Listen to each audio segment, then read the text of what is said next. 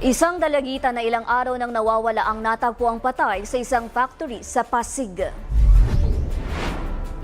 Miyerkules noong isang linggo huling na kontak ng kanyang ama ang grade 9 student na si Isabel Sophia Tableta sa messaging app habang pauwi mula sa kanilang paaralan sa Quezon City.